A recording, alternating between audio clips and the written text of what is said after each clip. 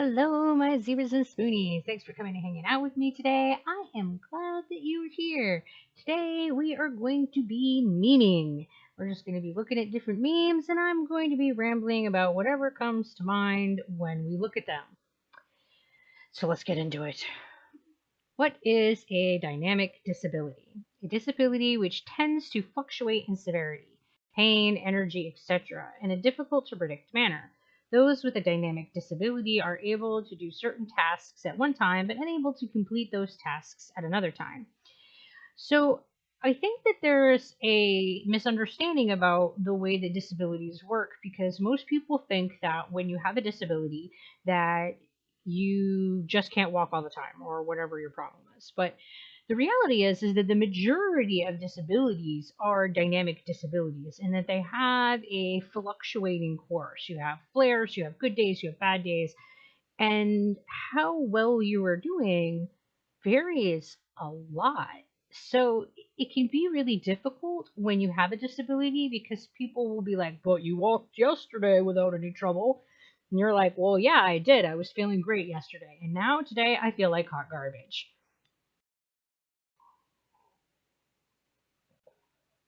Compassion is the natural expression of a loving heart. It's the greatest need in the world today. Truth. There's just nothing to add to this. Me not talking. I'm being weird. Me talking. I'm being weird. Yeah. It doesn't matter what I do. My brain is going to declare that I'm being weird and it's going to worry about it. Anxiety's great. Let me think. Let me think! So, yeah. Yeah. So, autism spectrum. The autism spectrum is not linear. Doesn't travel from here to there, where you're less autistic and then varying degrees to very autistic. The autism spectrum looks more like where you have varying degrees of symptoms. Terms like high functioning, low functioning, and Asperger are harmful and outdated. Okay, so there's a lot to unpack in this picture. So I absolutely agree that the autism spectrum is not linear. And this is true of every disorder that is labeled as a spectrum, because a spectrum, when we call it that, means that there are numerous sets of symptoms that have varying degrees of severity and that it's variable based on each individual. So you end up with symptom sets that are more like this, where each person has varying degrees of capability with their social difference, their interests, their repetitions, their sensory sensitivities, emotional regulations, etc. And things like high functioning, low functioning Asperger's can be um, offensive to many people on the autism spectrum because they feel that it implies this linear um, nature rather than the more dynamic way that the spectrum actually works. So I kind of have mixed feelings about the terms high functioning and low functioning because we actually use measures of functioning in all types of disorders. It's not just for autism, it's how we look at whether or not someone is able to meet their needs. So, if somebody who has COPD is high functioning, it means that despite having all of the shortness of breath and coughing and chest pain and fatigue that comes with having COPD, they are still able to tolerate eating, they're still able to tolerate walking, they're still able to tolerate doing all of their ADLs, and that they can do so without needing assistance. So I don't know. I think that these labels have been misused, and it's that misuse that has made them harmful. And I think that it's And I'm not sure how to fix that. I'm not sure how we improve the way that we communicate that people have needs and that we do it in a way that isn't insulting to the person that has the needs. And I think some of it is that we need to understand that having needs unto itself isn't insulting. Um, we need to understand that by stating that someone needs support is just that. It's just a statement of need of support, and that we need to accept in a society that this isn't a negative thing. It's just a statement of fact. And I think that the connotation that society has put on it, that it is a negative thing to need support, is part of where the harmfulness has come in to a lot of these measurements. I can't explain this with science, but the cup you drink your coffee out of matters. Truth, man. Truth. This is one of those things that you either nod your head at and you totally agree with, or you're just like, whatever, dude. But yeah, yeah, it matters. It's okay if all you did today was survive. I think that sometimes we have like unrealistic expectations of ourselves and each other, and that we feel like we have to have high productivity in order to have had some sort of value. And when the reality is that just by existing we have value. We don't need to have done anything in order to equate value. We're human, we're alive, and therefore we have value. So we don't need to do anything to earn that value. And I think that our society has put a lot of stress on productivity, and that we have been taught to equate our value with that productivity. And I think that's very caustic and damaging to our self esteems and our ego. Out of spoons, so fork off. Yeah, there's definitely something to be said that if you run out of spoons, you frequently turn into a fork day where you're just like get all stabby and rude. You're just like, I can't be nice today. I don't have the spoons for it. Because social courtesy does require spoons. Like we don't think about it, but it takes a concerted effort and it takes a conscious thought to think about how you're saying things and to think about like how you're engaging with other people. And all of that requires that you have the spoons to invest in interacting with each other in a nice and sociable ways. So when you're out of spoons and you're forcing yourself to do things, you get stabby. You just have a fork day. The more despair I endure in life, the more I love Frodo. I'm just I'm so glad that Tolkien wrote him like that. He was a hero and it broke him. He was given too much to carry. The circumstances were dire, everyone was doing the best they could, and Frodo tried so hard for such a good cause, and he broke. And the narrative has pity for him. The characters show him kindness. Even after victory, he hurts, did not heal, and it wasn't considered his fault. He must go to the Undying Lands to seek out peace there. In universe, he is forgiven for being human. Don't be pandactic. He is great, and his great torment is recognized. He fell. He could not have done it alone. He is still a hero. And I think that's important. I think that Frodo was an absolutely amazing character. Those who have not gone into the Tolkien world and have not read um, all of that series and don't realize how awesome Frodo is, dude, you should go read the books. They're amazing. But what's amazing about Frodo is how incredibly human and how imperfect he was. And he did break and it did crush him. And he was still considered a hero. And I think that is absolutely amazing because in a lot of our modern storytelling, you're only considered a hero if you are able to achieve great things and remain intact and untarnished and not even cracked at the end of it. And I think that that is misleading. I think it's a lie. And I think that it creates unrealistic expectations, because the truth is that when we take on Herculean tasks, that they are likely to break us. I will do nothing because of public opinion, but everything because of conscience. This is how all of us should live. You can be autistic and have a romantic partner. I do. I've been married for a very long time now, like 20 years or so, more. I don't know. Have a job. I've had a job for a very long time. Have a social life. I do. Make eye contact. I do. It's kind of awkward, but I do. Use sarcasm frequently. Yes, I do. Use facial expressions.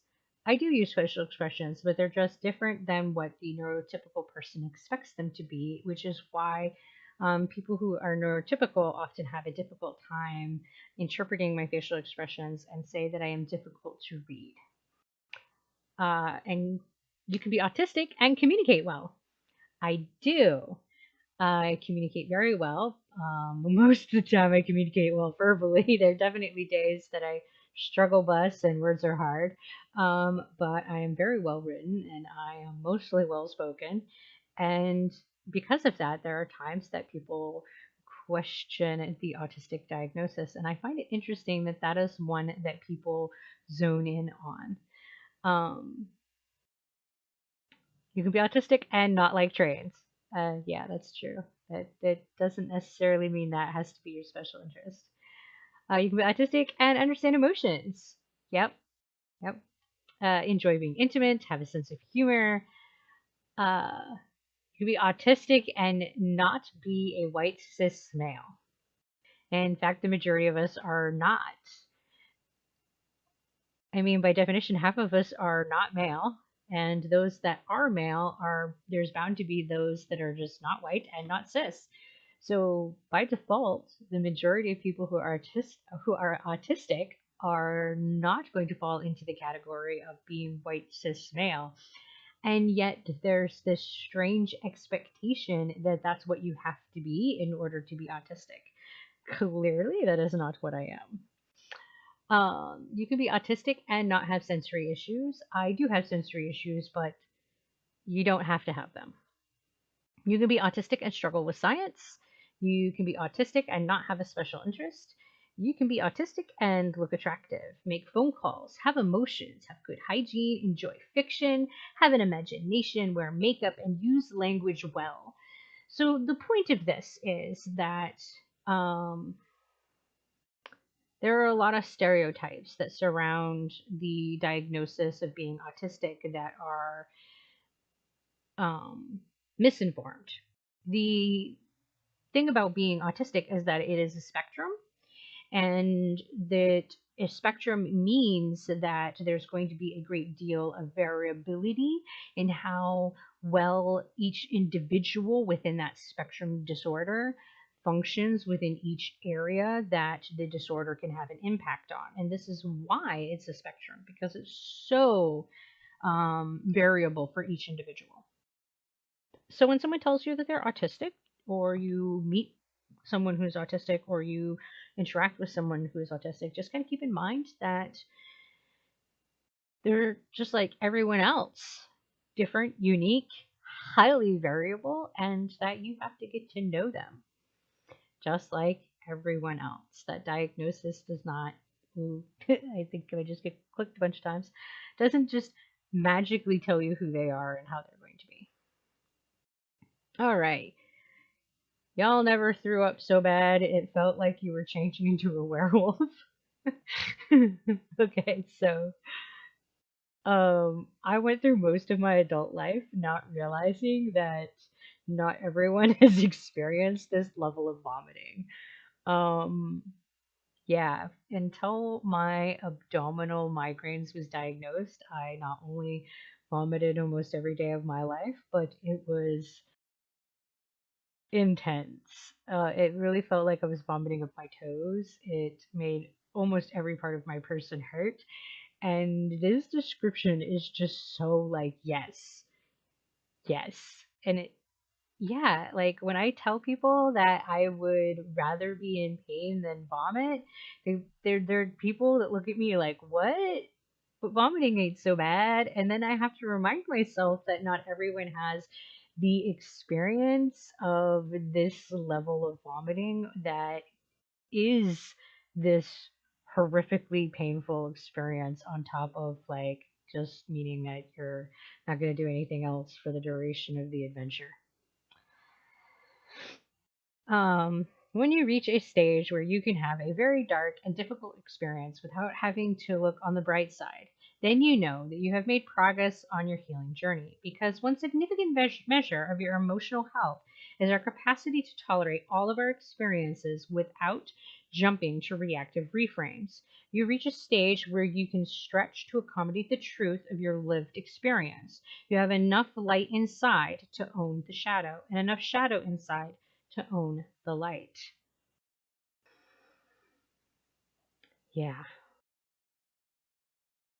So I get very frustrated with people who tell me to look at the bright side of an experience because there isn't always a bright side. Sometimes there is, and you can definitely embrace that when it's there.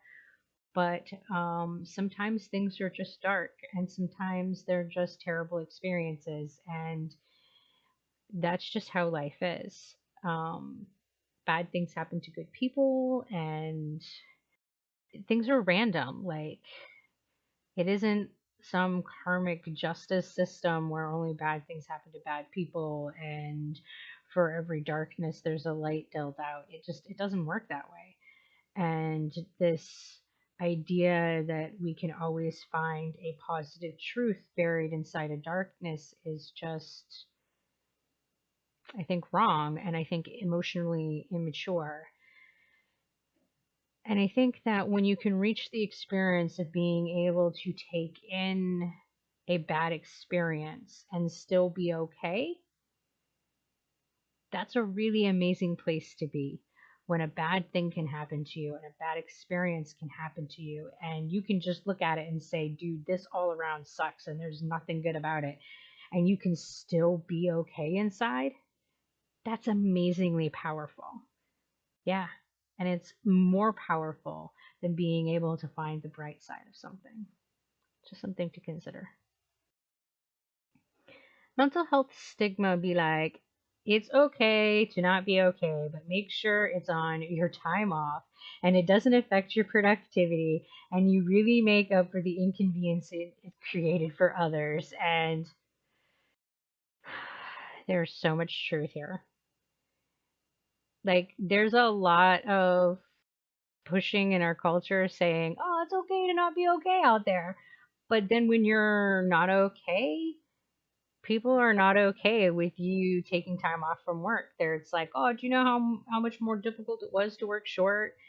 And oh, you made it so that everybody had to work harder. And just, it's all about the inconvenience you cause to other people. So there's still not a lot of understanding at how absolutely incapacitating it is to not be okay and what it actually means to not be okay.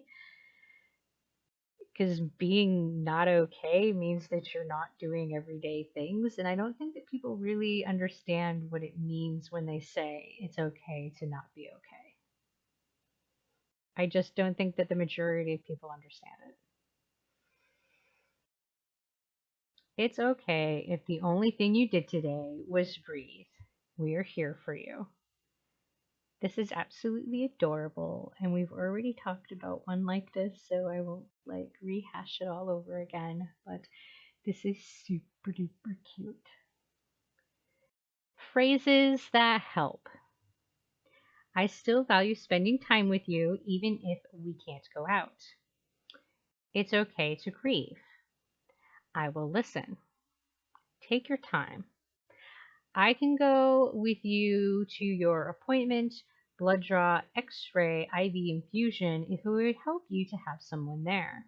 Let me know if you need help with anything. So while I think all of these are helpful phrases, let me just remind you that they are only helpful if you mean them. If you are not ready and able to listen, don't say that you can listen. If you are not ready, able, and willing to go to an appointment, don't offer. If you're not ready, able, and willing to do anything that someone needs, whether it's laundry or dishes or whatever, don't say, let me know if there's anything you need. Because oftentimes people will say these things and they're empty offers, and that is not helpful and that is not supportive. It only matters and it's only helpful and it's only supportive if you're going to follow through with what you're saying. Just keep that in mind before you give that empty support. The worst part about having mental health issues is that you're seemingly required to have a breakdown in order for people to understand how hard you were trying to hold yourself together. Oh, this is so true.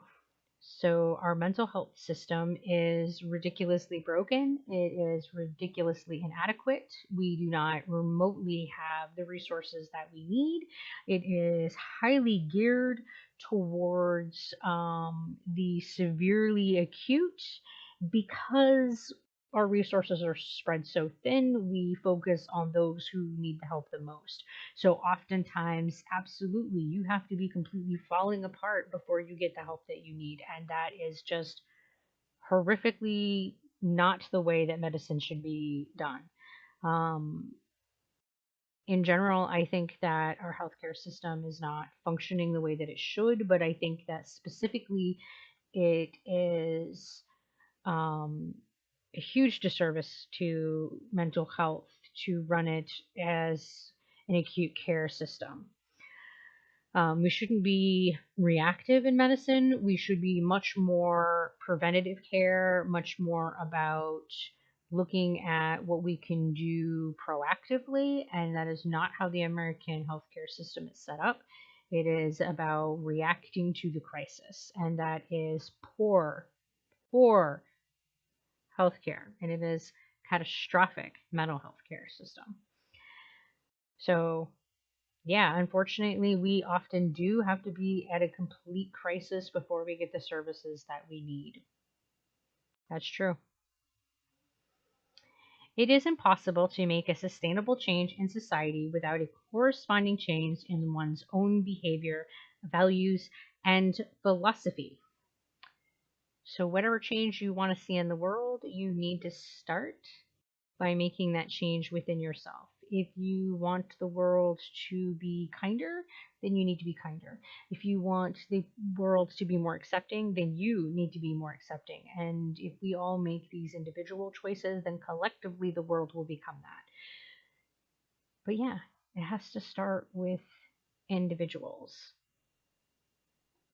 Because if individuals don't change, society cannot.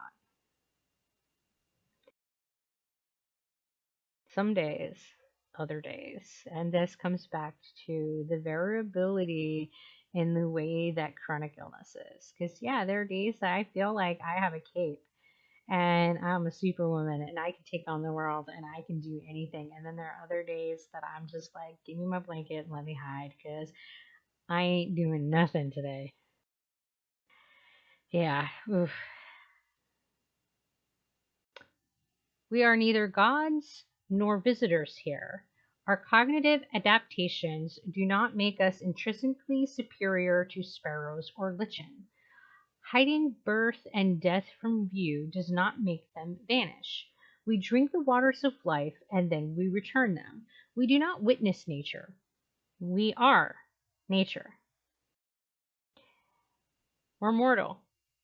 There's nothing that we can do to change that. And we have this delusion that because we are cognitive and because we are intelligent and masters of tools and science, that we can somehow banish our mortality if we just don't think about it. It doesn't work that way. We're mortal. We will always be mortal. And we don't become more mortal based on our diagnoses, and we don't become less mortal based on our age.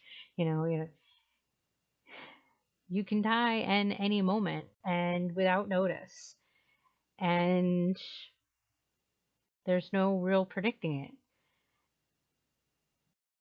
And we don't do ourselves any favor by denying this truth and by not examining it and by not keeping that in perspective when we go through our day to day lives. I have an invisible illness. Well, my friends think I do. Well, my mom thinks I do. What society thinks I do. What my teachers think I do. What I think I do. What I actually do. Okay, so I probably spend way more time laying in bed, sleeping than I ever really wanted to. Yeah. Good news, your lab results look great. Everything is normal. You are the picture of health. Oof. All right, so I think that this is where a huge disconnect happens between providers and patients, that sometimes a normal test result is not actually good or wanted news. When you are ill and you've been ill for a really long time and you know that something is wrong, when you get normal test after normal test after normal test after normal test, you're left wondering, you're left feeling frustrated, you're left knowing that something's wrong, but you don't know what it is. And you begin to feel like you're never going to know the answer. You begin to question your reality. You begin to question if the healthcare system is even interested in helping you. Um, Especially when those providers present those tests as definitive proof that there's absolutely no way that anything could be wrong with you. When what we really want is to understand what's going on and why we feel the way that we do, why we're having whatever symptoms that we're having. And it really doesn't matter what the diagnosis is, knowing is empowering because it allows you to do something about the symptoms that you're having. Once you have a diagnosis, it's like, yes, this is the thing. Now I know why I'm having these symptoms, and now I know what I need to do about it. I know how to manage the thing, and you can do something. It gives you control. It gives you a way to make things better in your life. But when you don't know what is causing your symptoms, you don't know how to treat it. You don't know what's going to make it worse. You don't know what's going to make it better. You just have to keep bumbling along and hoping that things work out okay. And it's very frustrating when you continuously hear somebody tell you that there's nothing wrong when you absolutely know that there is something wrong. Oof. Yeah, this one's very, very much close to home in my personal experience. I was told for years there was nothing wrong. I was in my mid 20s before I got my Ehlers-Danlos diagnosis, and for all of the time before that, I was told that there was absolutely nothing wrong with me, and I always knew that there was something different, that I was not normal, that there were things going on in my body that were not normal. And I was labeled hypochondriac by family members and by doctors. And it was because the tests that they ran were normal, but it was because they weren't running the right tests, not because there was nothing wrong. So yeah, life. And this one feels intense. Yeah. All right, that's the last meme that we're going to look at today. I hope that you enjoyed the memes as much as I did, and you guys take care of yourselves until we see each other again. So, bye.